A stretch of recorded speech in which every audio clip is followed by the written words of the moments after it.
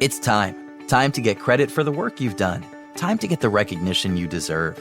With Purdue Global, you can move forward in your career, for your family, and for yourself. You're worth the investment in yourself to earn a degree you're proud of, a degree that employers will respect. Purdue's online university is designed to support working adults like you who know it's never too late to accomplish your goals. It's never too late to make a comeback. It's time to start yours today at purdueglobal.edu. The best part of a Ford truck is right behind the wheel. You. That's because strength is in your DNA. The 2024 Ford Maverick pickup is designed for those with a knack for creating. The type of person that wants the flexibility to do it yourself and the room to bring everyone along. The 2024 Ford Maverick pickup has a standard 8-inch touchscreen and flexible storage. Click your screen now to learn about the 2024 Ford Maverick pickup. Built Ford tough. It's the holidays and the big swindle is nigh. All the grocery store prices are priced way too high. Is this a joke? Screamed the rational bloke. But also the aisle's so horrendously long, and paying more for the good stuff is all kinds of wrong. But over at Aldi, the shopping's sublime. You can score charcuterie and find cheese all the time. Our don'ts mean high quality and savings. It's true. Everything we don't do is for you. It's an Aldi thing.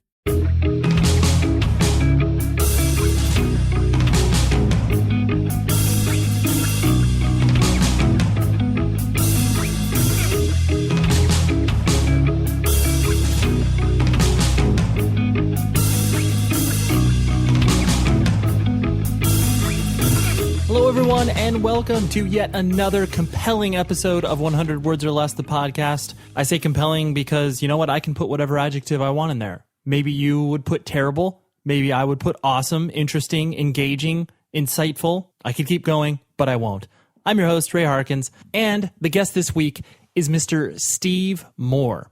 So Steve Moore is a soundtrack composer, and he also plays in a band called Zombi, Z-O-M-B-I, and that is where I first discovered him. I was extremely excited that he was interested in doing this interview, just because I respect his music greatly, and honestly, I think he's kind of a little under the radar for most independent music listeners, and I want to change that. I want you to be familiar with his stuff. So more on him. Let's get some stuff out of the way that, from a business perspective, I want to let you in on, and whatever else. So first of all, visit the show's website, 100 Words Podcast. And last episode, I put out a call for people interested in working alongside of me in regards to new shows, new endeavors. So if you, the listener, have some sort of audio editing experience from, Pro Tools, GarageBand, that sort of stuff, I would love to hear from you. A few people have reached out, and I'm kind of, talking to them, seeing what's up. So if you have experience in that, please email me, 100wordspodcast@gmail.com. Now, to be clear, this isn't talking about producing or editing this particular show. Tom Richfield is locked into that role until basically he keels over and passes this mortal coil. He will be attached to this show. So this is for future interesting, exciting, engaging things that I am hopefully going to be launching soon. So I would love to work with more creative and talented people because, I'm okay at editing, but I know that is not my strong suit. So I would rather work with a person who's pretty killer at it. So anyways, I'm tired. I've been running around like a mad person because I got signed up for jury duty, and secretly, I've always been really, really interested in being on a jury, and I am. I'm currently, as you listen to this, more likely than not, if you're listening to it on the release date or a few days after we put this show out, I'm on a trial. I'm sitting there with 11 other jurors. I am talking about a case. And of course, I cannot divulge any information on that case because that would, compromise me as a juror or whatever. But to say it is interesting and exciting is an understatement. It's awesome. I know a lot of people look at jury duty and are just like, oh my gosh, this is like the worst thing ever. I have to wait around. It's inconvenient. I have to, take the day off work or whatever. It's created a lot of stress for me in regards to trying to balance my own day job versus what's happening with the podcast and then also what's happening in this jury duty case.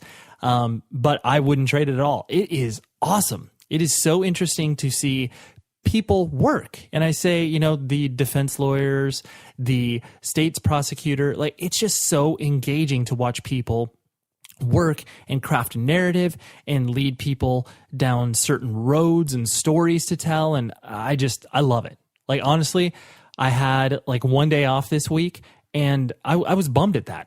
I wanted to be in the courtroom. So I could definitely see where experiencing it once is kind of like, oh yeah, I would do that again. And I'm really, really interested to see what the jury deliberation room is going to be like, because I think that is going to probably be the most, I wouldn't say excruciating, but maybe difficult part. To get 12 people to agree on one thing, that is not an easy thing. So anyways, I just wanted to let you in on that. And yeah, October will be another theme month. I will release that information right now. I will not tell you the theme, but basically all the guests are tied together in some capacity, and you'll understand the framework in which I'm speaking to them. So, and we have some amazing shows coming up in September. It's cool because I feel the show is in a flow right now where I am able to speak to people who might be a little left of center of what you may expect, you know? And I love that. I love the fact that you are engaging with it. Like the feedback I got from a few episodes ago from the Alex Goldman from Reply All podcast, the feedback I got from that show is incredible. And this is a person who isn't necessarily like playing in bands, you know, doing record labels, all that sort of stuff, but he still applies the principles that he learned from the independent music scene and into his day-to-day life. And it's awesome. So I really appreciate that you, the listener, are listening to every episode. That is extremely important to me because you'll start to see the narrative that is created with all of these people and all of their experiences. And basically, this is a long-winded way of me saying thank you very much for letting me introduce you to people, ideas, music, all these other things that you might not have necessarily been exposed to. I'm not saying that I'm the arbiter of good taste, but all I'm doing is exposing you to stuff that I've tripped across that I feel is compelling in some capacity. Which brings me to Steve Moore. Like I said, he might be off the beaten path for most people who are, you know, listening to whatever punk or hardcore, but this guy is steeped in it. You know, he's played in bands for years. And like I said, I got exposed to him via his band Zombi, who has put out a lot of records on Relapse, who is a notorious metal label, but also does a lot of creative releases in regards to the stuff that they put out. They don't just stick to one strain, so to speak. And so basically, once I started to get just obsessed with horror movies and zombie movies and all of that ilk, probably when I was about, 15, 16, that's when I really took a deep dive into it. Like doing research, buying books. And then in my later teens, early 20s, I just became obsessed with it. Like VHS tape trading, even when DVDs were readily available. I got really, really nerdy about it. And then I started to get into the soundtracks of these things. So Steve Moore and his band Zombi were basically creating soundtracks to a movie that didn't exist, but they were using real live instruments and then performing and touring. And so I got to see Zombi play more than once, and it was such an awesome experience because, it's basically watching these dudes create these soundscapes, a horror movie that is in your head. And Steve has gone on to be very prolific and hardworking in the soundtrack composition standpoint as well. There's an incredible movie called The Guest, who, if at any point when you're listening to this, just press pause, hop into Netflix, watch the movie. The movie's incredible, and Steve scored that movie. It's since come out on vinyl through the beautiful people over at Death Waltz/Mondo. Yeah, just great stuff. Steve is an awesome guy, and this conversation definitely shows you that. And we went to a lot of interesting places. Steve was definitely very reflective when I was speaking to him. And he definitely shares a lot of things that I think were, most people can find relevance to. So without further ado, here's my discussion with Steve, and I will talk to you after we are done.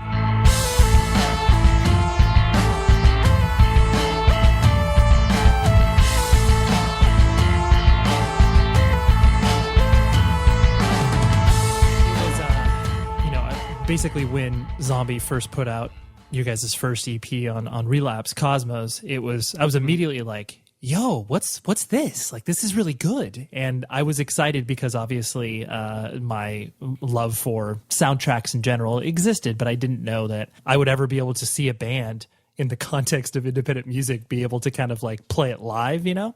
Most of my friends were really perplexed by me being like so overly into your band. They were just like, dude, really? Yeah, like this? I see that. I can Right. I can relate to that. We had that a lot too. Sure. Because I mean, it's like, I'm coming from the context of a punk and hardcore kid. And then all of a sudden I'm like, oh, dude, I'm super into this like atmospheric horror movie-esque soundtrack. Is it one of those things where you, maybe you can reflect on that time or even currently Sure. now where are you surprised like when you see, I guess, younger kids that are into your band and kind of, what Zombie is doing in general? Oh yeah, sure. I mean, I think it really kind of still shocks me that anybody cares at all, really. Sure. We kind of, very intentionally found a very dark and dusty corner of the music world to inhabit, and the fact that we're not alone there anymore is a little off-putting. Right. How did the partnership with Relapse first exist? Like, did they just randomly contact you, and it kind of sprung out from there? No, I contacted them actually. Because I was really into at the time, and still, I really I liked a lot of the release things that they put out. Relapse used to have a sub label called Release, where they dedicated more towards like dark ambient type of stuff, sort of like they put out Vidna, Obmana, stuff like that. Did Merzbow release some stuff on there as well? Yeah, and it was focused on this sort of dark new age kind of sound. And we really just had no idea who to turn to. We kind of when we first started playing, we just play shows at the in the various Pittsburgh punk spaces and whatever. The reaction we got just sort of told us that this could be bigger than this. So we should try to find an actual label, an established label to put this out. Also, we're just not very savvy in that sense. Like, I don't think either of us had the initiative to like press a bunch of albums, and we did self-release a couple things before Relapse, but they were like seriously limited to like 50 copies. Right. We wanted to hand it over to an established label that would maybe know what to do with us, but we just had no idea who. So I contacted anybody I had been in touch with, anybody that I knew that I thought might be a good fit. But I sent Relapse a demo thinking that it would be maybe something interesting for their sub-label Release. And technically Cosmos is a split release between Relapse and Release. So I think we might have been one of the last albums that they put out on the sub-label, and then they closed that up. Basically because I think the way they were thinking was there's really no need to keep that stuff separate anymore, because it was big enough at that point. Enough people were buying those records. But they really kind of just jumped on it. They were really into it. They saw that our music would be compatible to the people that, they have a very loyal fan base. There are people that just buy the albums that Relapse puts out. Yeah, no, for sure. There's definitely that without putting it in too much in marketing terms, like that brand allegiance, where it's like people obviously trust the stamp of approval that they give bands. And I think that, that obviously benefited you guys, because people were willing to walk down that path of like, well, I don't know if I'd necessarily be into this, but if it came out on Relapse, like, of course I'll give it the time of day. Yeah, exactly. Like, and that's the type of labels that we were approaching, where like, I'd been speaking to, Greg at Ipecac Records, Mm-hmm. Which is another one of those types of labels that sort of they put out whatever they want, and whatever they put out, their people eat it up. Right. And that's kind of what we were hoping for, because how do you market? I mean, now I guess it's different now. I'm still kind of looking at things from the the 2002 perspective, but now, I think it's a lot easier. There's a market for that kind of stuff. But back then it was sort of like, you just kind of had to hope that people were open-minded enough to give it a shot, to give it a chance, Yeah. No, this is something I was going to address a little bit later, but it's appropriate since I think you bring it up, where it was one of those things where, like, another thing that attracted me to you guys was the fact that, you know, you essentially toured like a punk and hardcore band. Because, I mean, not only was that, I presume, kind of the scene that you came from, like you said, playing, you know, I'm sure the Mr. Roboto Project in Pittsburgh and all those other punks. 5 shows were at Roboto Project. Cool. And the bands that we were in before Zombie were pretty much regulars at Roboto Project, the various Manny Thiner venues like the Millvale Industrial Theater, the Garfield Artworks. You know, that was the scene that we were we were very much a part of when we were just starting out. Right. And I think that even though, like you said, you're reflecting on this time where it would obviously be easier for Zombie to be, you know, birthed into the world from a release perspective, but I still think that the context in which you were touring would still be completely foreign, you know, like, because it doesn't, I mean, to this day, I can't really point to a band that did what you guys did, where it was like you took the, you know, like I said, the ethics of what you would do in the punk and hardcore world and applied it to something sonically different, but you still applied the same touring principles to it, to where it was, I just thought it was so inherently unique because of that. Yeah, that and I think maybe that's an aspect of Zombie that people who are just finding out about us now don't really get. They missed out on that. The fact that, you know, we used to do close to 200 shows a year, and when we'd play, we'd haul out, you know, 2 610 cabinets with 1800 watt power amps that we'd run our keyboard through those, and then I had a Sun Coliseum and a big bass cabinet. You know, it was loud and it was aggressive live. You know, it didn't, whatever it ended up sounding like on the record, if you were to come out and see us live, it would be a different experience. It would be much more like a rock band coming from this sort of like punk or no wave or post rock kind of place, just sort of, you know, drawing from a different set of influences. Right. No, there's definitely no subtlety in regards to what you were doing live. And we didn't listen to Gorilla Biscuits, but that doesn't mean that we didn't feel some kinship to that type of scene, you know? Right. You know, and in the 90s, I went to hardcore shows. You know, I was real big into that type of thing. Sure. You know, we you know, growing up in Pittsburgh, we didn't quite get as many of the shows there, but we'd drive to Lancaster to see, you know, Earth Crisis and Integrity and, you know, or Akron, you know, the various different Rust Belt cities that these bands really thrived in. Yeah, I mean that will segue perfectly into you were born and raised in Pittsburgh, and that's kind of where you cut your teeth as far as like getting exposed to, you know, bands and music in general. Mm-hmm. What was your family structure like? Brothers and sisters and like mom and dad in the house? Yeah. We my parents are still together. I have a sister who's 6 years younger than me. I actually grew up in Monroeville, which is where they filmed Dawn of the Dead. And that was like the mall where they shot that movie was where I'd go on the weekends to hang out. And then, you know, in high school, I'd you know, get jobs at the different stores and work there. And, you know, that was, it was a very normal childhood, aside from the fact that I was sort of obsessed with these horror movies. But in Pittsburgh, that's part of the culture. That's a huge point of pride in the city. Right. No, it's true.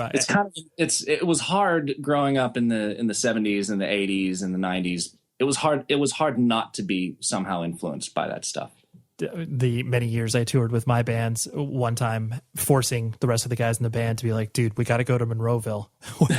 And they were like, you're such a nerd. I'm like, dude, but it's the mall. And so, yeah, I can understand the how weird it must be where it's like, oh, wow, that seminal movie was filmed at the, you know, the mall where I worked in the food court or whatever. Yeah. And to drive, you know, to drive to my grandmother's house from where I lived, you had to go past the airport that they shot the, you know, the helicopter decapitation scene. You drove past all like the houses that they used for the outdoor scenes when like there's like a pretty fun scene where there's like sort of a bunch of like, you know, they're flying the helicopter over, and I think it's supposed to be Johnstown or Philadelphia, and they make a joke about those rednecks down there probably loving this. And then there's a little scene where a bunch of guys in flannels and they're drinking beer and there's a bonfire and they're kind of using the zombies in the distance as target practice and, really actually having a good time with the whole thing. But that was my neighborhood, Right. So what kind of kid did you find yourself being as you were, getting into high school and kind of developing your own identity? Because I presume that a lot of people, especially with, what you're doing now and kind of the solitary nature of music composition from a score perspective, I imagine most people will be like, oh yeah, you're that loner kid that hangs out in the corner. Did you find yourself being that like in high school, or was that just completely an image that's thrust upon you at this point? No, I mean, I would say that I was, through junior high, probably the beginning of high school, until I'd been like very musical since I was a really young kid. My dad had like an old Crumar synthesizer that I would play around with when I was, really young, like basically as soon as I could stand and pluck notes out on a keyboard. I didn't really fully submit to music until high school. I started playing bass guitar in, I guess, 10th grade. And then from there, it was like, okay, now I play bass guitar. I want to be in a band. And then that's how I met people. And, honestly, from that point on, every friendship in my life is a direct result of my involvement in music. It just took over my life, and then there was this vast network of people who were now suddenly interested in me, and it was it changed everything. It showed me that this is my place. This is what I should be doing. Right, like this is you found a community that was obviously accepting of whatever weird stuff you were into. Yeah, I mean, I weighed about 90 pounds, and I was just not athletic. I was shy. There was just no other option for me than music. I like how you put that. Like, well, this is kind of the last resort, so I'll just go ahead and plug into this and see if this works. Oh, it works. Yeah, well, and I don't know, the bass guitar. Like I played played saxophone in the band, since like 4th grade. But it was hard and it didn't make sense to me really. But the bass guitar, somehow there was a connection there. I picked it up and I just kind of knew what to do with it. And I would just devote hours and hours every night. It was natural. I just knew what to do with it, and it was what I wanted to be doing, more than anything, basically. Right. And I think I'm sure you can identify as a parent now. Like I also have a 4-year-old kid, and I think it's one of those things in other conversations I've had with parents where the thing that you're most concerned about is your kid finding something that they're passionate about, And I'm sure your parents, like once they saw how you took to bass, they were, I'm sure in some respects they're like, oh, Steve finally found something. Like this is, or was it the opposite where they're like, oh, I don't know about bass guitar, Steve? Yeah, I think it might be more the second. Okay. It was, it's hard.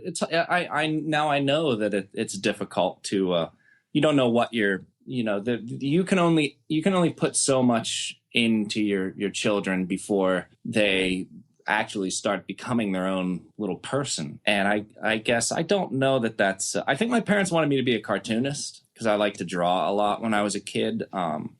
Interesting. And the type of music that I was into in high school when I started learning how to play bass was probably not the path that I think my parents would have wanted to see me go down.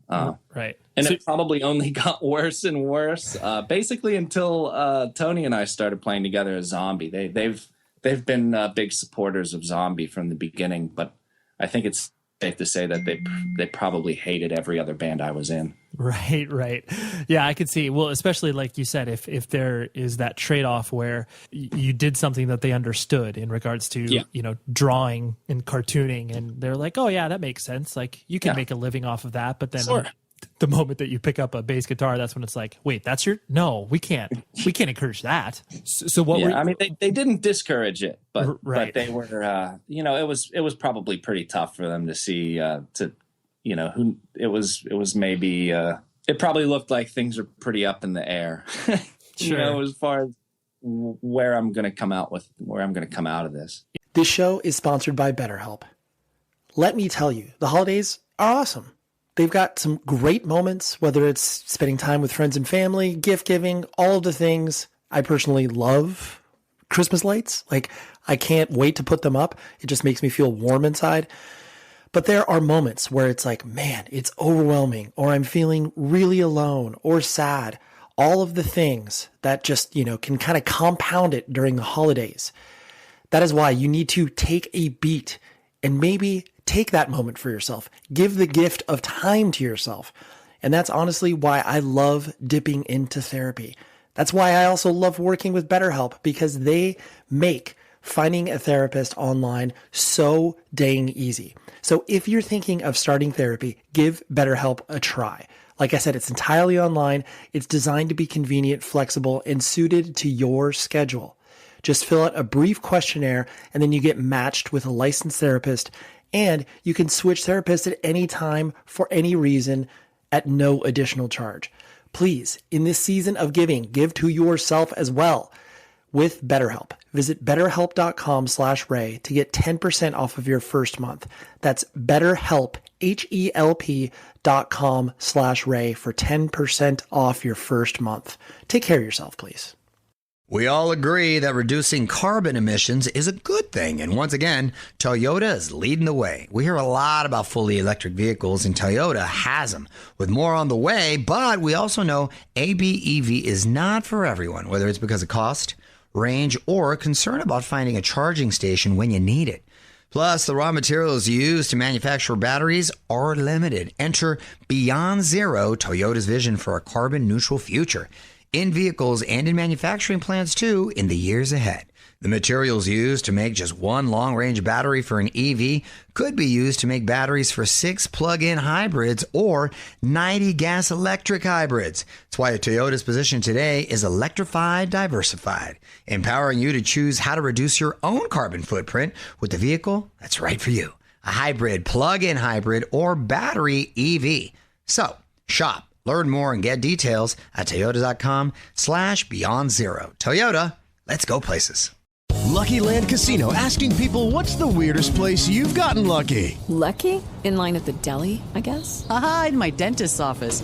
More than once, actually. Do I have to say? Yes, you do. In the car before my kids' PTA meeting. Really? Yes. Excuse me, what's the weirdest place you've gotten lucky? I never win and tell. Well, there you have it. You can get lucky anywhere, playing at LuckyLandSlots.com. Play for free right now. Are you feeling lucky? No purchase necessary. Void where prohibited by law. 18+. Terms and conditions apply. See website for details. In reflection to your cartooning and drawing, like, what were you? Was this something that you just kind of doodled and like you bought books from the local bookstore and how to draw people, or was this something that just kind of came inherently and naturally? Yeah, it was more sort of a natural thing. I would just draw what I see. Like I was a huge fan of Calvin and Hobbes, and Bill Watterson. I thought was just like a genius, not just as far as the cartooning goes, but he's just such a smart guy and so interesting. And I sort of wanted to be him for a little while. But I'm colorblind, which makes things a little difficult as far as the arts go. Right. That's a little roadblock. Yeah. It in the end, it proved to be a little bit too much, but you can play bass and not have any eyes at all. Right. What did your parents do for a living as you were growing up? My mom was home with us until I was, well, I guess until my younger sister was in school, and then she was an X-ray tech. My dad was a steel worker. Oh, that's completely appropriate for Pittsburgh. Pretty solid Pittsburgh upbringing, Right. Definitely working with your hands, learning a trade. Steel workers, hospitals. That's Pittsburgh. Right. And so then, like you said, after you picked up the bass guitar and you started to find this community, was it one of those things that you were kind of transitioning out of? Because I know you've mentioned in previous interviews, like Van Halen was a huge influence. So were you transitioning from kind of the grand, large rock bands to kind of the, like you said, the sort of more punk and hardcore world, or what did you gravitate towards when you first started to get introduced to the independent side of things? Well, I kind of found that stuff through Well, you know what? I was kind of, in Pittsburgh, we were kind of lucky. I think, honestly, my introduction to the world of independent rock was Don Caballero, who was, from Pittsburgh and very popular. And even in high school, I had a lot of friends who were into them. And they were very musical, very technical, but still very heavy. And at the time, I was really into, I started high school in the, I guess it was 1989. So, which was like kind of the golden age of, that was like right around the time when all the big thrash bands were peaking and putting out like the last records before they started to, really suck. Sure.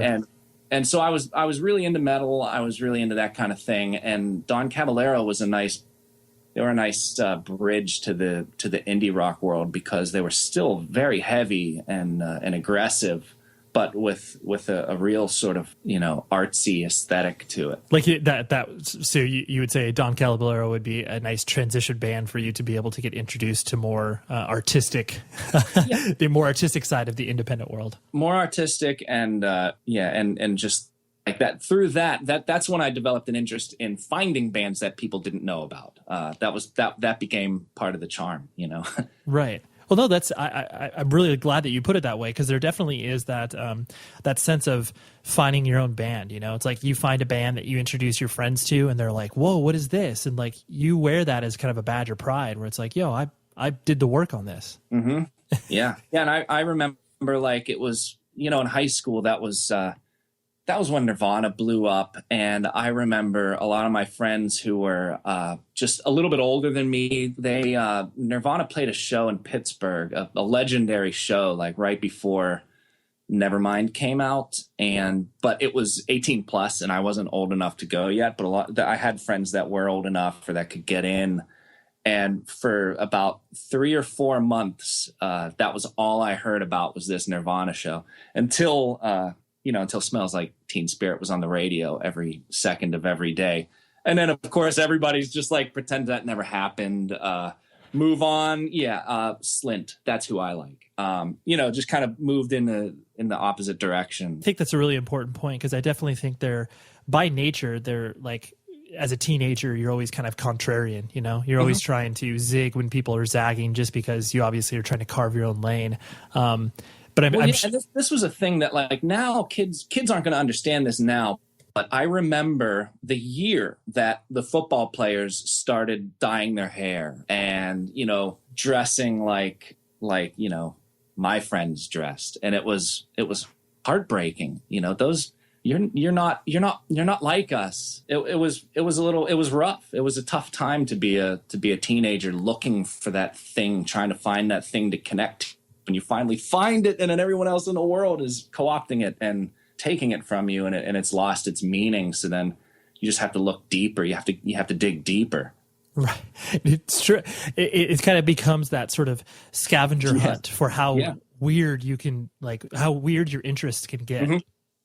And like, I definitely identify with that in the same fashion that I'm sure you probably started to dive even deeper into kind of, films and the horror world and sort of the, that stuff I was already into. I've been obsessed with John Carpenter since I was 8 years old and I first, saw Halloween. Ever since then, I bought the cassettes. I had CDs. It's weird talking with people now about my love of 80s synth rock and Van Halen and John Carpenter, because for me there's never been this sort of rediscovery of that stuff. I have been fascinated and interested and fully into it ever since. I never stopped being into it. It's just everything kind of I'm not sure where I'm going with this. It's just always been a part of who I am.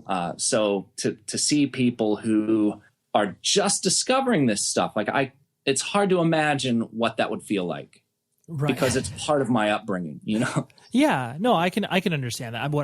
I'll use myself as an example where it's like I'm 34 years old, and while I haven't I haven't been as entrenched in it as you have in regards to when I first started to watch horrific movies, it was definitely when between the ages of 10 and 12, and then But I still think there is that conceit of just like, what do you like? You're just now getting to this, like, and you're, you know, especially if you're over the age of like 30, and you're like, and you're just keying into this, like, this is weird. You should have found out about it by now. Different World now, and sometimes it's hard to relate to the people that are super obsessive about this stuff now. You know, and I find out from, you know, but I guess at the same time, like kids who are 20 now could feasibly have grown up and this stuff could have been as big a part of their life as it was with me, you know, simply because in like the 90s, if you came of age in the 90s, you might have just missed all that stuff completely. And before, you know, Napster and file sharing came along, there wasn't a way to access this stuff. There wasn't a way to become familiar with the band Goblin. I knew them because I saw Dawn of the Dead a million trillion times, you know, from the time I was, you know, a child. And it's just, they've always been part of my conscious, you know, the consciousness. You watch the movie at the end of the credits, you know, music by, you know, the Goblins. It's like, oh, I got to find out about them. Right. And did your, in the same fashion as like you said, your parents were very concerned when you started to pick up the bass and get into all these fringe styles of music that they didn't understand. Did your parents ever kind of, you know, send up a signal flare of like, wow, like Steve's really watching a lot of weird movies. Like, should we be concerned about that? Well, I think that they did a good job. You know, they showed their concern, but at the same time they were supportive, and they were, you know, they didn't try to make me feel weird about being into that stuff, but you know, they were supportive. They were supportive without being really encouraging. You know, I think that's probably the best way to put it. Right. I just know it's like it's definitely those few things that can set parents off from like, oh, right, like explicit music, or you can't watch bad movies. Mm-hmm. Yeah, but back then there wasn't, you know, this is kind of even before cable TV really, where they would just be there would be, you know, in Pittsburgh, like I said, there was this sort of horror heritage. There were always, like, all the UHF television stations would run horror movies at night or on the weekends. So like you could still find that stuff, even if, you know, it wasn't like your parents would just not rent the movie for you, or they would, you know, block certain channels, or you weren't allowed online to watch these movies or something. They were just on TV. Right. They had no choice. Yeah. There was no gatekeeper. Yeah. Right. Yeah, and like as soon as I was old enough and my parents would let me, I got a TV in my room, and then that was it. That TV was never turned off. You know, I'd get home from school, turn on the TV. Anything else I did that night was sort of just supplemental to watching TV. Right. That's my childhood. Did you? I guess, did you care about like school? Did you, you know, apply yourself, as teachers would say, or was that something you were just coasting? No, I definitely coasted. I did all right, but I could have done a lot better. Sure. And did you have aspirations from a career perspective on like, oh yeah, so I guess I'll go to college and then I guess I'll do this thing? Or was there, once you kind of got introduced to music, that was how you wanted to figure it out? No, it's interesting even now, because like when I'm working on a project, I get really very single-minded about it. It can sometimes be hard to focus on anything else. And now, like looking back, I can see that, like, you know, even in high school, like I didn't really even want to go to college. I just wanted to be in a band. I just wanted to find a band, and I knew that I could really apply myself. And I knew that if I could get myself into a good band, that I could. I knew that I had what it would take to be successful at it. And it took a lot of, it was like that the transition from high school to college was really difficult for me, because I really only wanted to be playing music. It's all I wanted to do. You know, my parents were really, were very supportive of that, but they also, you know, I wanted to go to school for music, but they were also very practical and, encouraged me to be very practical about it and said, well, why don't you study music education? That way, you graduate, you have the music, you have the actual music education, but you have a degree that is applicable, Right. Something we just want you to be safe, Steve. We want you to have something useful. Exactly. Right. Exactly. And that makes total sense to me. And it was, and it was the smart move. But the only problem there was that then having an education degree sort of put me on the wrong track for a while. I graduated from college and it seemed like, well, now I need to do something with this degree. So I was a substitute teacher for a year, and it was not a good fit. And I know this, and I knew all my advisor, my professors at college knew this too, that there's the best teachers are typically people who really have to work for something. Like I was saying before, I just kind of understood music. It just makes sense to me. But I had classmates at college who had to work so hard to understand some of these, what felt like to me just sort of basic concepts. And those are the students who now are, very successful educators and, tenured college professors, because they know what worked for them and they can explain it to their students. Whereas I just understood the stuff. I didn't know how. I didn't know why. And so I couldn't explain that. I couldn't get that point across. We're like, no, just play this. Right. Yeah. You're like, no, that's simple the wrong enough. note. Right. Totally. Like, why don't you get this? Come on. Just play the right note. For sure. And so then, so education wasn't the right route, but that kind of sidetracked me for a little while. I would say that the majority of my 20s were just sort of spent trying to figure out, what to do with my life now that I've gotten this degree that I know that I never want to use. Right. Yeah. You were just kind of floating, unanchored anywhere. Yeah. And so when did Zombie kind of come into your life? Was that like post college, like you were mentioning? Yeah, that was a few years. That was probably like 3 or 4 years after college. I started playing, and it just was the type of thing where sometimes things just make sense, and we got together and we started playing and it made sense. So we just kind of never questioned it until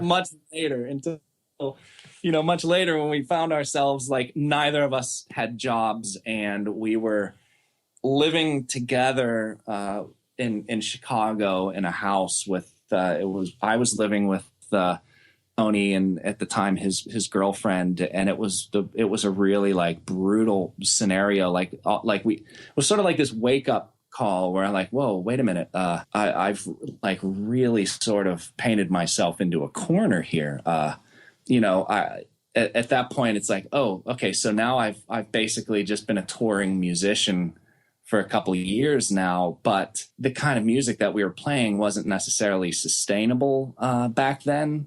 So there would be, we could keep touring. We could just we would be out on the road and we'd get a call for another offer for the next tour and be like, yeah, let's do it. We were like the band for a while there that a lot of the sort of bigger metal bands wanted to take us out because we were so different, somehow compatible, but we were not going to upstage anybody. We were just so radically different that, kind of worry about having an opening band that's going to blow everybody away. And then you're going to come out and be like, yeah, so here's what we do. Right. But we were so different that there was no risk of that. So we would get asked out on so many different tours, and it was so fun to meet different people, different genres of music and play for different audiences. But we were making like 100, 150, $200 a night, and not really selling much merch because, let's face it, people bring their money to buy, the CD and the T-shirt of the headlining band. So it was like we were doing it, but we were not really doing it. At that point, it felt like we were really making it, But at the same time, like I could very easily see how everyone else in my life and my family was probably looking at this as just like this ego thing where we were really only doing it for ourselves because we weren't really benefiting from it, aside from getting our name out there, meeting people, making connections. Right. We all agree that reducing carbon emissions is a good thing. And once again, Toyota is leading the way. We hear a lot about fully electric vehicles, and Toyota has them, with more on the way. But we also know a BEV is not for everyone, whether it's because of cost, range, or concerns about finding a charging station when you need it. Plus, the raw materials used to manufacture batteries are limited. Enter Beyond Zero, Toyota's vision for a carbon-neutral future, in vehicles and manufacturing plants too, in the years ahead. The materials used to make just one long-range battery for an EV could be used to make batteries for 6 plug-in hybrids or 90 gas-electric hybrids. That's why Toyota's position today is electrified, diversified, empowering you to choose how to reduce your own carbon footprint with the vehicle that's right for you, a hybrid, plug-in hybrid, or battery EV. So shop, learn more, and get details at toyota.com/beyond zero. Toyota. Let's go places. Hey guys, it is Ryan. I'm not sure if you know this about me, but I'm a bit of a fun fanatic when I can. I like to work, but I like fun too. It's a thing. And now the truth is out there. I can tell you about my favorite place to have fun. Chumba Casino. They have hundreds of social casino style games to choose from with new games released each week. You can play for free anytime, anywhere. And each day brings a new chance to collect daily bonuses. So join me in the fun. Sign up now at ChumbaCasino.com. No purchase necessary. VGW Group. Void where prohibited by law. See terms and conditions. 18+. Here's a question. Have you ever been prescribed a medication? Most likely, yes. Well, what about this question? Did you understand how it worked? The way your medication works in your body shouldn't be a mystery. Learn how Vyvgart, Efgartigimod Alpha FCAB works by visiting Vyvgart.com/MOA. That's VYVGART.com/MOA. Brought to you by argenx. Well, you actually you said something in a previous interview that really struck me in regards to just the idea of being unemployed and traveling. Like that's just, like you said, that's essentially what you were doing. And I do think that is a notion that most people, I guess, don't have the wherewithal to really. I mean, I imagine probably due to the fact that you were obviously in your mid-20s, so you had maybe a little bit more perspective than a 17-year-old kid that starts to hit the road. But yeah, that's a notion that doesn't enter people's heads when they're touring because they think as long as they're on the road, they're successful. Yeah. Well, and some people are, and we definitely toured. We definitely opened with bands, and that was another thing that was difficult for us. Was we would be touring, opening for bands who actually were doing quite well, and making quite a bit of money, and maybe at home had fewer expenses too, because they had been doing it longer, and so they kind of had their lives set up where. You get home from tour and you're only home for maybe 2-3 weeks. And so you just live in a house with like 5 other guys and you just hang out when you're at home. But we didn't make enough money. So when we get home, we'd have to work. We'd have to try to find jobs. We couldn't cover our rent. Over the course of maybe like the first 3 or 4 years of Zombi being together, I probably racked up close to $20,000 in credit card debt. Just trying to pay bills, paying credit card bills with other credit cards. Right. All the gear that we had, I had to charge groceries. I had actually no money at all.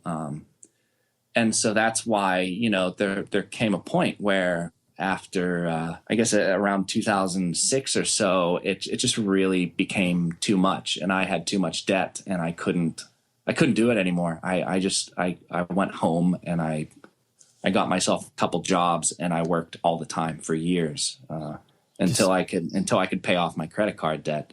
Do you remember kind of that moment? Because everybody that's toured definitely has that moment in their head when.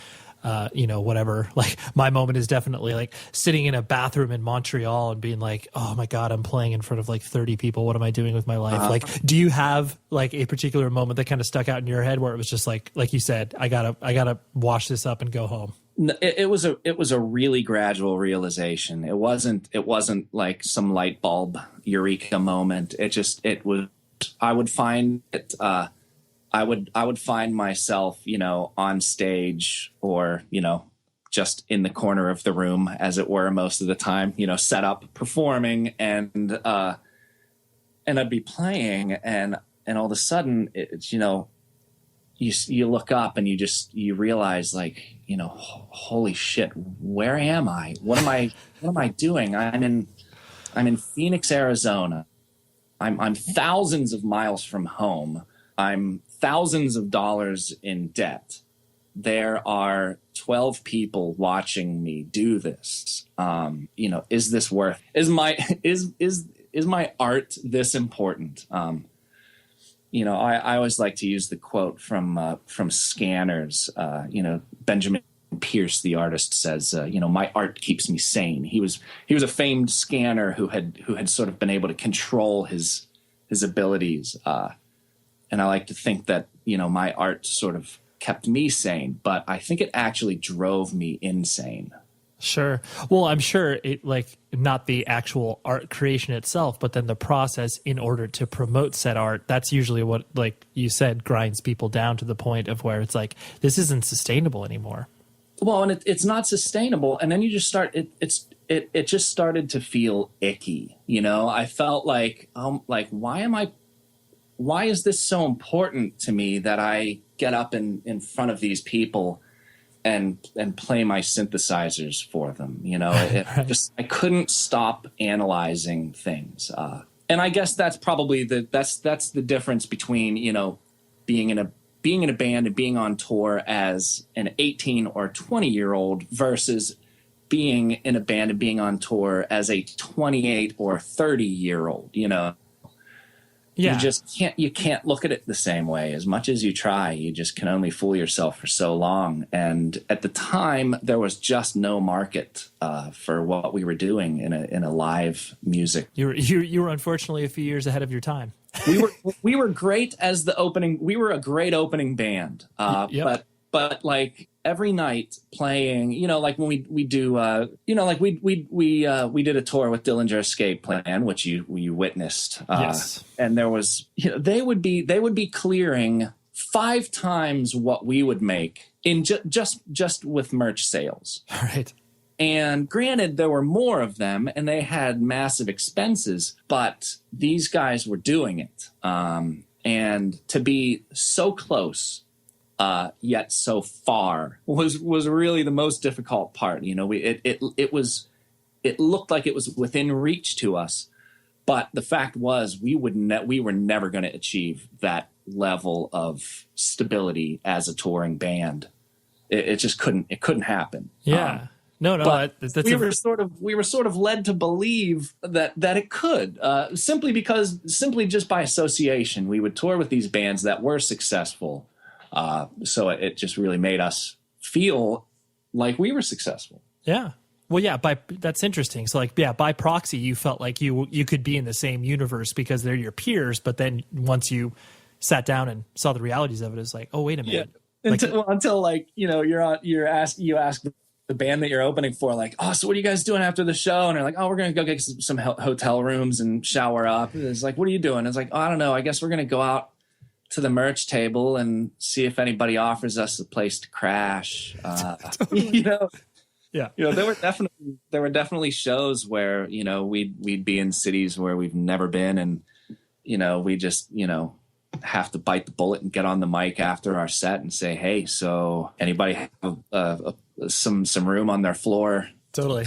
Come see us at the merch. You want to watch horror movies all night? We're clean. We're friendly. We're nice. We're right. Yeah. You're just at that point. You're just shilling for yourself. You're just like, oh, this will be real easy. Like we just need to use your showers. Hopefully, you got some towels. Maybe you got a pillow. Mm-hmm. Yeah. And so then, obviously, like fast forward a couple of years, like you said, you were, concentrating on working and obviously still creating music within the context of Zombie, but just not touring regularly.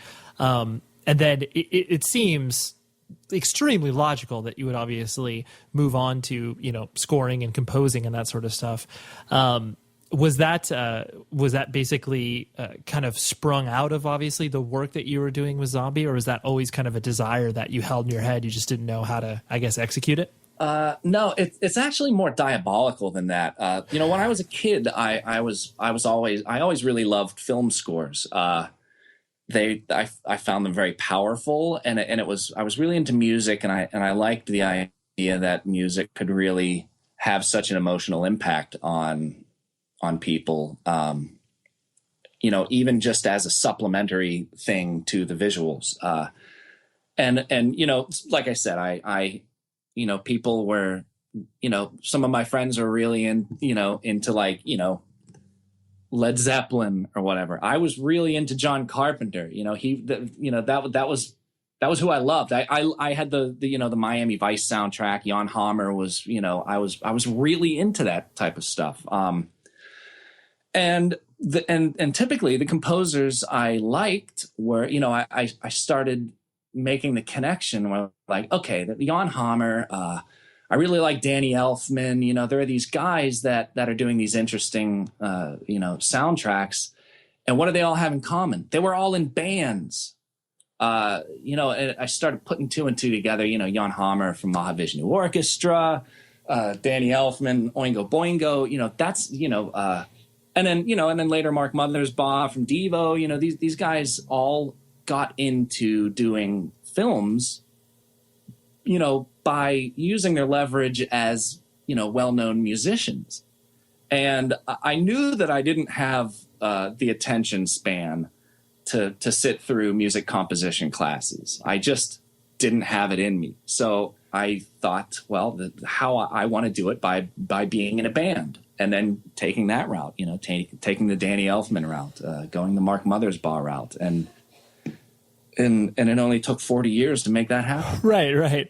Well, honestly, that's a very practical, like kid like. Well, that is very kid like logic. Like I see, yeah. And it's beautiful because it's like that way. It's like, oh, this is how I can execute this in my 12 to 14-year-old brain. It's like, this is how I can do this. So do you, is it one of those things like obviously, there with you scoring The Guest and a lot of attention was paid to you based off that fact. Are you still, I guess for lack of a better term, like, do you feel legit in this world? Like, do you feel that you obviously have done enough to feel like, because obviously a lot of people that create art always feel like, oh man, I'm just fooling everybody. Like someone's going to tap me in the shoulder and be like, dude, you're not welcome here at any point. Do you still feel like you're in that, or do you feel like, well, I've done enough stuff where I can be relatively proud of what I've done? I don't know that I sometimes I wonder whether whether the years of touring and drug abuse and drinking and just sometimes I wonder if I've somehow permanently flipped a switch in my mind where I can actually just never, ever not be super critical of every decision I make in my life. Right. I know I see the incredibly nice things that people are saying about the scores that I've done, the music I've made, and it's, that's, but I just can't bring myself to believe it, because if I believed it, then it's like, then I've really made no progress at all. I have to be critical of myself, and I have to question. Otherwise, then you're just going along with it. And to me, I feel like, there was definitely a moment with Zombie where like I never questioned what I was doing because it felt right. But then when things kind of fell apart and Tony and I had been just touring, just the two of us in a van driving back and forth across the country, 3 or 4 times a year. And we just like had nothing to say to each other anymore. We had just like run out of things to talk about. And there would just be like these just hours and hours of silence, after a night of, performing and drinking and smoking and then to wake up the next morning and have to drive, 300 miles. I don't want to go back to that. Like there was an awakening there, and I don't want to go back to the way I was before. I I don't want to just blindly follow my intuition. I need to be critical of myself, and I need to question the decisions I make in life. And so I don't think that I'm legit. I think that I have a lot of work to do, and I want to do that work. And the fact is, I don't know that I'll ever consider myself legit in any way. So it's kind of beside the point. If people, if I, somehow get, tagged to score some massive sci-fi blockbuster, that might be one thing, but that's just, but that's just, that's just money. That isn't what makes you legit in my mind. I feel like I'm doing what I wanted to be doing, and I don't know. I guess in that sense, that's legit. Yeah, I'm true. I feel like I'm being true to myself, and so legitimacy isn't the concern. Really. Right. Yeah, you're not. That's not the target, because that's a moving target. You're Exactly. You're simply trying to do the work that that you've prepared yourself for. Sure. Well, and there is a bit. There is a resurgence now in the interest in these old film scores and synthesizers in general. But that I've already been doing this for 15 years, and so but this might change. The interest might just move on, and people are going to be back into banjos next year. Who knows? So I can't look at I can't look at things like that, because just as quickly as this stuff came back into vogue, it could go right back out, and then I'm going to still have to be doing what I'm doing anyway. Right. And so I've got two last things to hit you on, and then I'll let you go. But the obviously, like you said, with the resurgence and more people paying attention, it is bizarre, even to a person like me who obviously isn't like creating in that world. But it's just so strange to see, and to see for me the parallels of whatever the punk hardcore DIY community and all the people, whether people that are releasing soundtracks from like Spencer to Death Waltz and Kevin at Waxwork, like all these people come from the same background as like what you and I did, where it's like playing punk shows at crappy venues or whatever. Anyway, it's just it's bizarre. So, but have you seen I'm sure you felt, I guess, more attention paid to you, or is it one of those things like you said, you're just trying to kind of keep your head down and do the work regardless of what's happening in the larger ecosystem? Well, what people are saying about what I do is not going to influence what I'm doing, because I was already doing it. If anything, it makes me feel a little weird now that there's so much. Maybe I'm just, and then there's, the self-doubt takes hold, and I think maybe I'm just actually being lazy, and maybe I chose this type of music to pursue because no one else was doing it. And so it was kind of like having my own little race only against myself, competing only against myself. But there's legitimate competition. There are guys who have also been into this stuff forever, who are now kind of, getting the attention that they deserve as well. And I wonder if we're just all going to be, yesterday's news next year, or if somehow we're going to become somehow legitimate, and how will that make me feel if this thing that I've considered sort of my own like personal conquest becomes a thing that, the world is now interested in. I looking at the reviews from all the film festivals recently, like people are really stoked when a movie has a synth score. What happens though if synth scores become the new norm? Mm-hmm.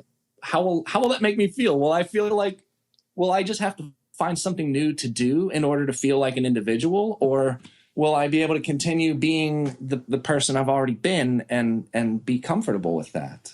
It's a good reflection, obviously, to have when everybody is kind of in the middle of a moment and trying to like examine that moment and be like, well, is this a wave that's crashing, cresting, whatever? Exactly. I'm afraid to get too caught up in it because I don't want to crash with this wave.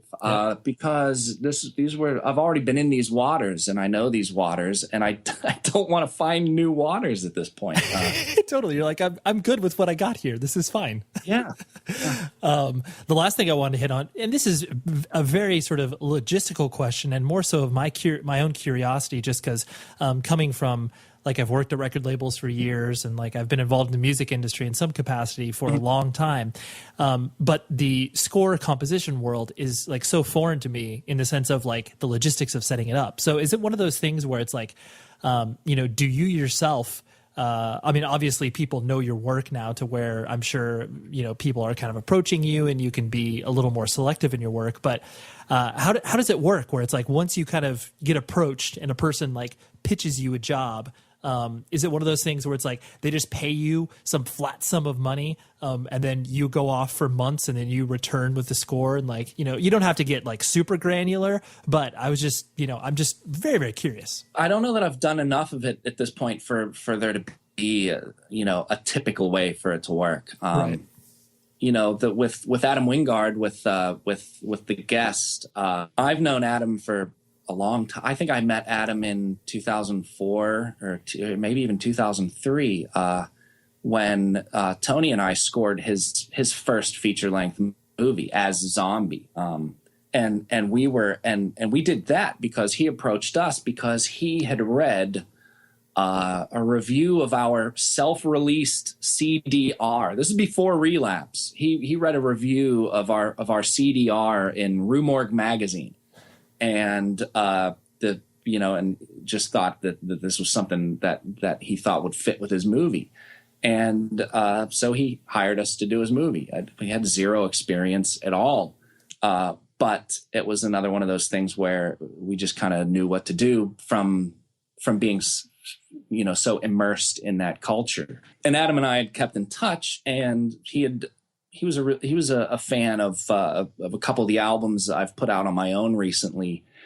And so for the guest, he kind of wanted music that was, for references, he wanted music that sounded like the couple albums I've put out recently. So for me, it was more like I just got to make music that I would have wanted to make anyway, which has kind of been it's kind of been the same with the few scores I've worked on so far, where I really haven't people saying, okay, we're going to pay you to do this, and then supply the music, and then they give me suggestions, and I fine tune things until it fits the scene. And Adam is a very he's very musical. He's really into music and has a really sort of natural understanding of it, and so he has a lot of input and a lot of.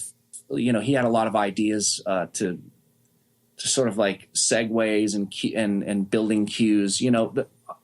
I like when directors have input. I feel weird when I'm working on something and the director says, "Yeah, here's the money. Make me music," and you make the music and turn it in. And they're like, "Cool, thank you." Right. Because that's when a director comes back and says, "I need you to change this. This doesn't fit. This isn't working. You need to sync this up, time this up a little better." Then I know, like, okay, then it's real. Then it makes sense. Then it's like, okay, this guy knows what he's talking about.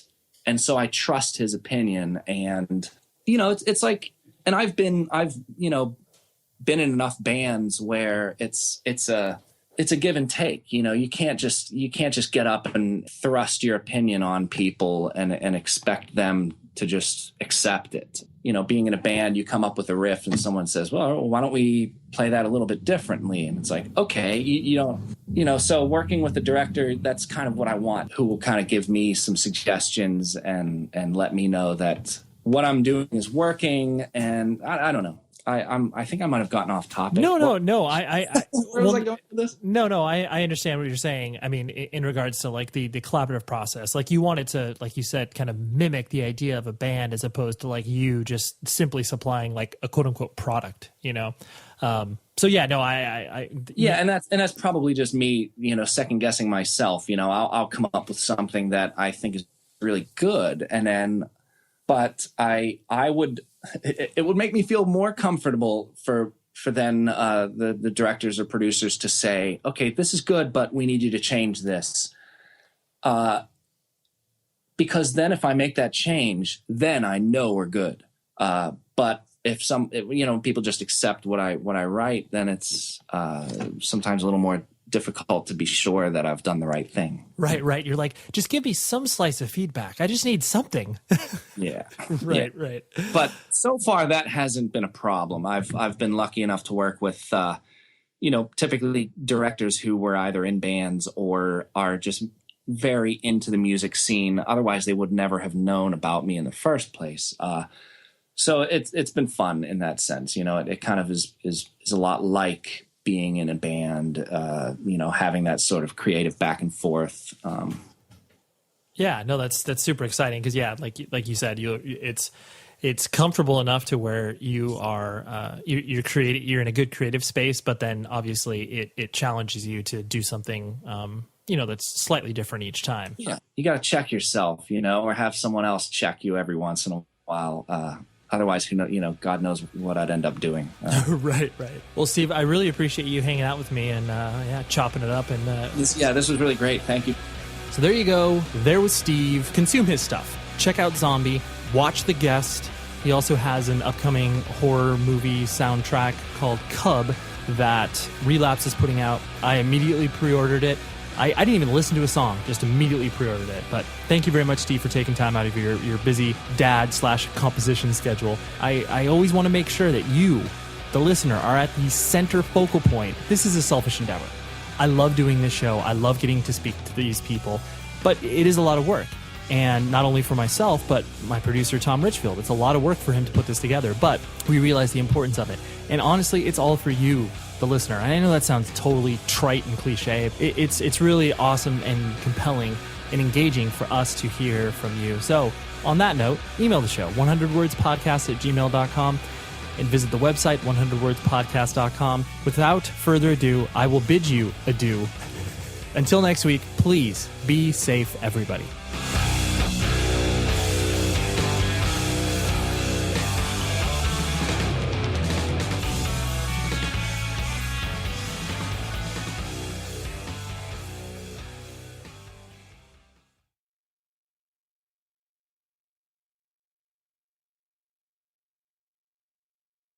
This episode is brought to you by Toyota. Toyota is a leader when it comes to electrified vehicles. Today, battery EVs make up less than 10% of new vehicles sold because of higher cost and concerns about range and charging. Enter Beyond Zero, Toyota's vision for a carbon-neutral future. With an electrified, diversified lineup of hybrids, plug-in hybrids, and battery EVs, Toyota empowers you to choose how to reduce your own carbon footprint. Learn more and get details at toyota.com/beyond0. Toyota, let's go places. Have you heard about Vyvgart, F-Gart Tigamod Alpha F-Cab?